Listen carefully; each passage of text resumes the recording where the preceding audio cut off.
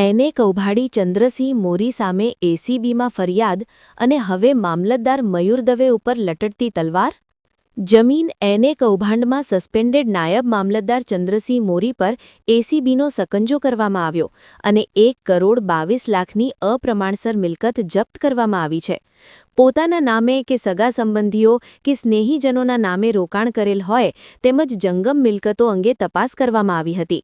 ત્યારે ચંદ્રસિંહ મોરી પોતે નાયબ મામલતદાર હોય અને તત્કાલીન કલેક્ટર રાજેન્દ્ર પટેલ દ્વારા આચરવામાં આવેલા જમીન કૌભાંડમાં મુખ્ય સૂત્રધાર હોવાનું સામે આવ્યું હતું. આ કૌભાંડ દરમિયાન તેની મિલકતની તપાસ કરવામાં આવતા તેની પાસે અપ્રમાણસર મિલકત હોવાનું સામે આવ્યું હતું અને 56.89% જેટલી તેની પાસે રહેલી મિલકત છે તે અપ્રમાણસર હોવાનું સામે આવ્યું છે.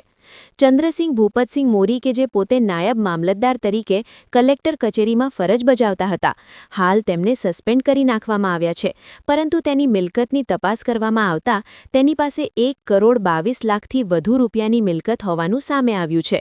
પોતાના પરિવારજનોના નામે અને નજીકના સગા સંબંધીઓના નામે મિલકત વસાવવામાં આવેલી હોવાનો પણ સામે આવ્યું છે.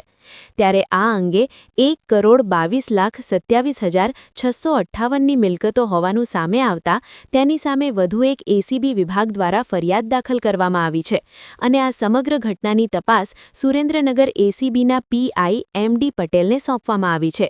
ત્યારે સમગ્ર ઘટના મુદ્દે જે સીટની રચના કરવામાં આવી હતી તેમના દ્વારા આ રિપોર્ટ રજૂ કરવામાં આવ્યો છે.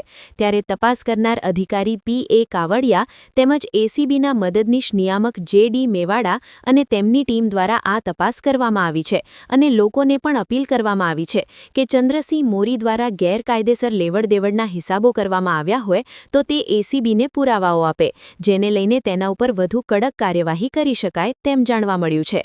તત્કાલીન અધિક કલેક્ટર ઓઝા અને સસ્પેન્ડ થયેલ મામલતદાર મયુર દવેને જેલવાસ ક્યારે ભોગવાનો સમય આવશે તેવું જાગૃત નાગરિકો સવાલો પૂછી રહ્યા છે. ત્યારે મયુર દવેને જેલવાસના દ્રશ્યો જોવા લોકો રાહ જોઈ રહ્યા છે. વધુમાં જમીન એને કૌભાંડમાં જે અધિકારીઓના નામો સંડોવાયેલા સાબિત થયા છે તેમાં કલેક્ટર રાજેન્દ્ર પટેલ, નાયબ મામલતદાર ચંદ્રસિંહ મોરી સહિતનાઓ જેલ ભેગા થયા છે.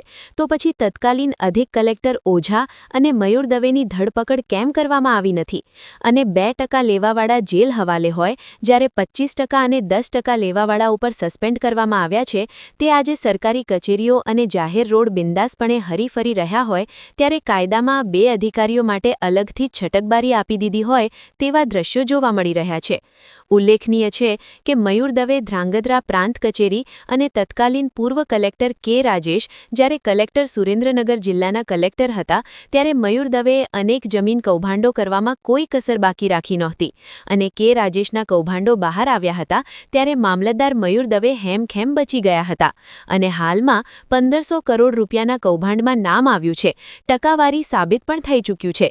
તો પછી મયુર દવેને જેલ હવાલે કરવામાં ઈડી અને એસીબી વિભાગ પાછી-પાની કરતો હોય તેવું લોકોને લાગી રહ્યું છે.